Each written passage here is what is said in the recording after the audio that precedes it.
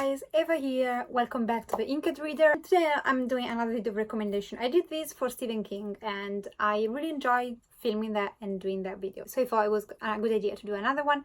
In this one, I will show you 4 books, popular books that I loved, and 4 below radar books that I absolutely love. So you might get something from it. Probably you will be familiar with the popular ones and maybe not with the other ones. If you're familiar with both, good for you. But I absolutely loved all these books. They were all basically 5 stars for me. All the books I'm gonna mention, they're not my ultimate favorite books either, so they're not like in any order. There are plenty more, but I wanted to keep 4x4, so that's how we roll for today. I will start with the popular ones. To be honest, it's really hard for me to really like popular books, so when I do, it's kind of a miracle.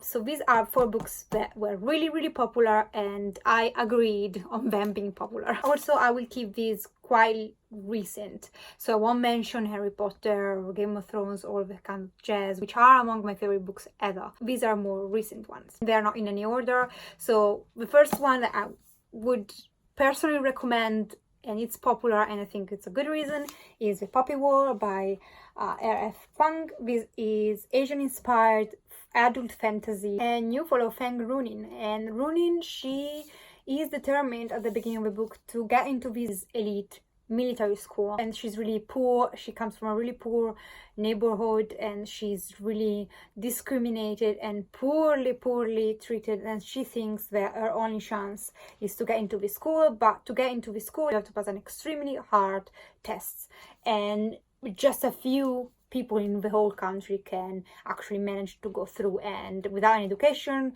which comes with money, it's really hard. But guess what? She does a miracle and she gets into this military school while the whole country is on the brink of a war. Now, why did I love this so much? Maybe this was not a perfect 5-star for me. It was 4.75, but really close to a 5 stars. This book was almost perfect in the sense that it's a high fantasy where we have a grey main character. She is savage, and she's not savage like a YA version of, oh yeah, tough character. No, she's savage.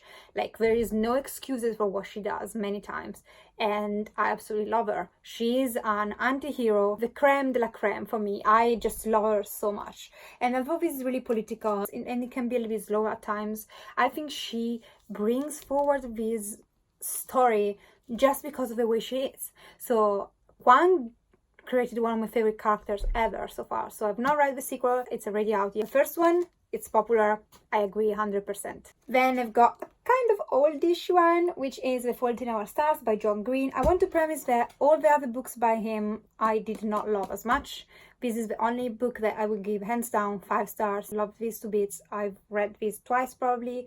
I watched the movie before reading these, which I never do, and I love them equally. So this is about this girl that has cancer and she meets this other guy who just received a clean state after having had cancer, and they meet in a group session for cancer survivors, and it's funny, it's heartwarming, it's heartbreaking. All the emotions a contemporary can give you, I think, very near. August and Asa are just the ultimate couple, and I think they're so cute. And for YA, this was perfectly crafted. Like, honestly, I would not change one thing about this book. And if you're in for some laughs and some tears, it's good. Even if you watch the movie, it's still really good. Among all of his works, I think I would recommend this. Then we have The Diviners, which is a paranormal historical fiction book. Historical fiction because it takes place in the 20s in New York. And you follow this bunch of characters who many of those have paranormal abilities, and one of our protagonists, Ivy, she's just arrived in New York after she's been sent off by her family, and she goes to live with her uncle who has this museum of folklore and superstition. So she goes and works there, and then a series of occult-based murders start to happen in the city, and she has to team up with other characters which are all unique, well crafted, and overall awesome, and they have to go about resolving the murders and using their powers for good. And this story, this setting, the creepiness of it, it's all done really well. She's a great writer. I did read before this a couple of books by her, which I did not really like because they were slow, but the writing was always good, and I think she's best at paranormal. I think all the characters and the relationships and the friendship that goes on are unique. And also the mystery is kind of creepy. So if you are easily scared, you might want to skip this one, but it's nothing too much. It's the right amount of creepiness that I think you have to have in a book about paranormal and occult-based murders. But yeah, chunk of a book. The audiobooks are awesome. So if you're scared about the brick, take the audiobook, they're really awesome. And yeah, absolutely loved it. 5 stars or 4.75 stars. 3 books are out, 4 books will be in total. And finally, for the popular one, I have The Shadowy Wind by Carlos Ruiz Zafón. Now, this is a Spanish author, so this is a translated work, and this is one of my ultimate books ever. Like among the most recent one I've read, this is on top of the list. This is, in the last years, my favorite book ever. I love this. 5 stars. I tapped the shit out of this book. And this is a literary fiction with a mystery crime aspect to it. It takes place in Barcelona, and you follow Daniel, who at the beginning of the story is 10 years old, and his father brings him to the Cemetery of Forgotten Books, which is a place in Barcelona where all the books that are out of print and are not available to the public anymore are kept for archive reasons and for historic reasons. But it's a really secret place, and he goes there, and from the dusty shelves he pulls out this book called The Shadowy Wind, written by this Julian Carax, and he becomes obsessed about this book. When he grows up, he goes about solving the mystery of what happened to Julian Carax, why he's appeared after writing this book, and he unravels this plot, which is so fascinating that I love the mystery aspect of it. But the thing that I loved the most about this was the writing. I think, unfortunately, I don't speak Spanish, so I couldn't get it in the original language, would be the best probably. But even translated, I went into this thinking, even if it's a book about books, it might be probably boring and dull. I couldn't put this down. I read it in like 2 days, and it's more than 500 pages, I guess. Yeah, 500 pages. The writing keeps you there. If you appreciate good writing, you cannot skip this one. Apart from the fact that the plot itself is really interesting and it's so fascinating to find out what happened to this author, and it's so intrigued, mischievous at the same time. I absolutely loved it. This is a part of a companion series. I will read the next book in the series for sure, but I cannot see a book topple this one. This is one of my favorite books ever. So from the popular books, take away this one. If you have to take one, this one. Now, for the more under the radar books that I absolutely loved, I will start cheating a little bit, mentioning actually a series that I absolutely loved to pieces. The first book is one of the weakest, so you have to not push yourself through, because I loved enough the first book to keep reading and I found out a whole new world. But it's not the best in the series. So the series overall, it's called the Hap and Leonard series. There is also a TV show on Amazon Prime, which I absolutely loved all the 3 seasons that were out. 100% recommended. Even if you don't want, maybe if you don't want to experience the books, you might enjoy the TV show. I would say this is a new kind of noir, not really noir, but it's kind of like a crime fiction, but it's not about like, you know, there's a detective and resolving a mystery. It's nothing to do like that. It's about this couple of friends. One is Hap, white, approaching middle age, and he looks like an old, kind of like okay guy, like a good guy, but his records do not really match with it. Keeps like changing jobs, and his life is kind of a mess. And then we have his best friend, who is Leonard.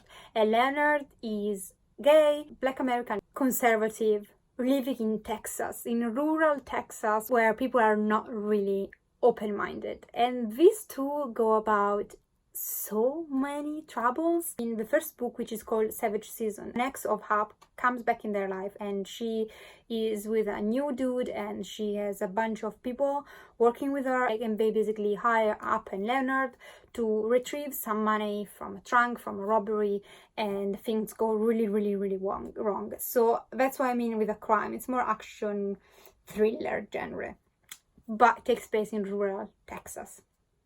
And their writing, and Hap and Leonard, they're the best. For me, the best books are the second, third, and fourth one. The second book being Mucho Moyo, then we have the two Bear Mambo, and then we have Bad Chili. Those are really, really good in my opinion. You have to like the genre, but I was not used to the genre until I read these. Absolutely loved it. I think they're crazy. These are for adults only. There is violence, trigger warnings, for whatever you want. However, these two guys will change your life if you give them a chance. Trust me on that. But this is not a YA in any kind of way, so be aware that it's a really different genre of the books that, for example, I've mentioned before. On a more light note, one of the best contemporaries new adult romance that I've ever read was One Tiny Lie by K.A. Taka. This is part of a companion series. So the first book is actually here, it's called 10 Tiny Breaths, which I definitely recommend. It was really, really, really good, solid 4 stars, but this was a 5 stars. You follow the sister of the girl you follow in 10 Tiny Breaths. Wonderfully written, and this was unexpected and great. It was just great. It was a contemporary story that I absolutely loved. Without spoiling anything from the first book, basically Livy, she is a really good student, and finally she gets into Princeton and she just plans to get her degree and study hard and not partying or anything like that. She meets Ash, who is the arrogant captain of the rowing team, and he's not a good guy, and it's a trope that you have probably read many times, so I was not expecting great things. However, it's probably a trope that for me works really well. You know, the quiet, calm, studious girl getting involved with a bad guy. It just works for me. It's my guilty pleasure if you want. However, it's written and it develops the plot in a way that I was not expecting. I think it's not only really well crafted, but it's really well written as well. So it keeps you engaged, and it's just honestly, it's one of the best contemporaries I've ever read. As I mentioned before, contemporaries are not really kind of books that I pick up often. I don't read too many of them. I read them, but not often anymore, as I found them overall really disappointing most of the times. If I find a good one, I usually tend to keep it close and really treasure it, because for me it's really hard to find one. So trust me on this. Start with 10 Tiny Breaths though, because it's really worth it as well. And yes, all the series are 5 books in total, or 4 books in total. I think 5 with the prequel. In this case, it's worth reading. They are all really well done books, but this is my favorite in the series. Then I will cheat again, mentioning another series. Actually, they're all series, so I'm cheating all over. But anyway, I never said these were standalones, so yeah, I'm not really cheating, am I? Prucell's Dart, which is the book number 1 in the Pedre trilogy. This is a bigger series. There are different trilogies that are connected, so you have to read them in order, but this is the first book in the whole series if you want, and it's the first trilogy, and you follow Pedre. This is a high fantasy, adult fantasy. There is a lot of sexual content in it, so be aware of that. And there is also a fantasy version of BDSM. Basically, our protagonist Pedre, she is born with a red spot in one of her eye, which means that she is chosen by a god. That the way it works with society is that there are different gods, and this god in particular is kind of a god of pain, if I remember correctly. So she can endure a lot of pain confronted to other people, and she tends to associate pain with pleasure. So she goes to work as an escort. I would say escort to be kind, not saying prostitute, but she does work for a house of pleasure, and she gets famous basically because she is the only one around who can associate pain with pleasure, and so she gets certain kind of clients, and there are a lot of political intrigues and so on. However, if you think this is a high fantasy, trashy, full of sex books, you are wrong. So there is sex in these books, but it's not the main plot. And there are so many more elements to it. There are political intrigues, there is action, there is a lot of travel, and there is romance. Fantasy that covers all aspects of fantasy in a really well done way. I really enjoyed the writing, but I think this was so fascinating. It was a new idea in this society which takes inspiration from old French society. I don't know how to explain that, but basically it's loosely based on French society back in the days, but really back in the days, I mean. And this protagonist who is not exactly our usual protagonist. You know, she's a prostitute. She engages in sexual practices that might be frowned upon by many, and yet she's amazing. So the whole plot and, you know, the characters, it's good. This is really good. And we have an antagonist, which that antagonist I still remember for how good it was crafted. So trust me on that. If you like fantasy, if you're an adult, this is so much more from what it appears reading the synopsis, and it's really, really, really, really worth your time. And now to finish this video, and so I can go and cook a cake, because I suddenly want a cake, I don't know why. Anyway, also finishing on a high note and finishing with the book that you have to take away from this video, especially for the underrated books. Every book that I've just mentioned is awesome. Either this holds a special place in my heart. This is The Lightning Struck Heart by TJ Klune, another first book in the series. And this is a fantasy that you have never read before. Trust me on this. You follow Sam. Sam is the apprentice of the Wizard of the King. So he one day will be the wizard of the, now when you start reading the story, prince. And he hates the prince guts. They hate each other. Sam happens to have a unicorn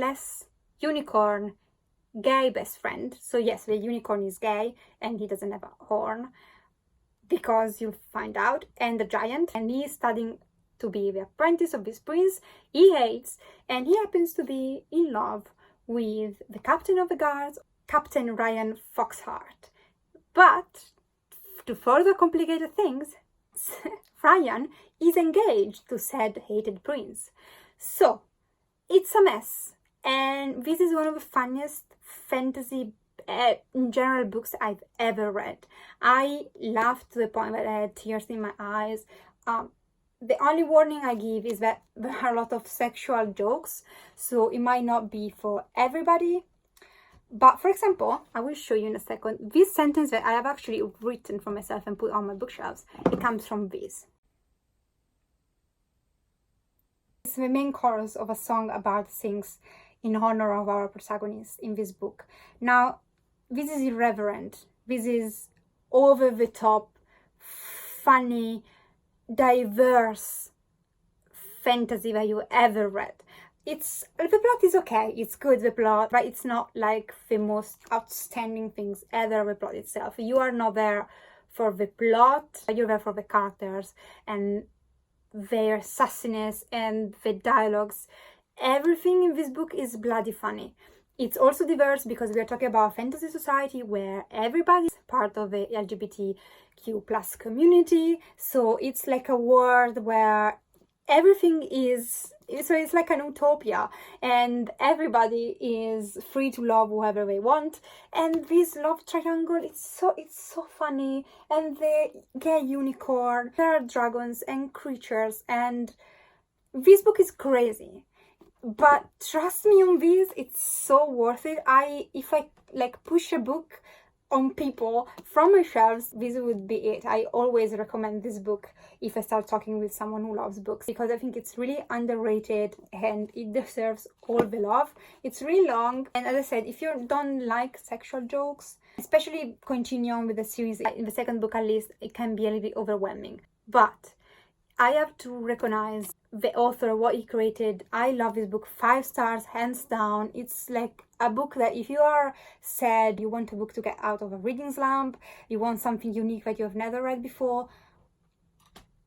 And that's it. Let me know in the comments down below if you're familiar with some of these books, or if you have other recommendations, or if you have any recommendation for other books that you think I should pick up. If you're new, I would love for you to subscribe, so hit the button down below. Thank you for watching. Enjoy your day, night, depending where you are, and I'll see you next time. Ciao!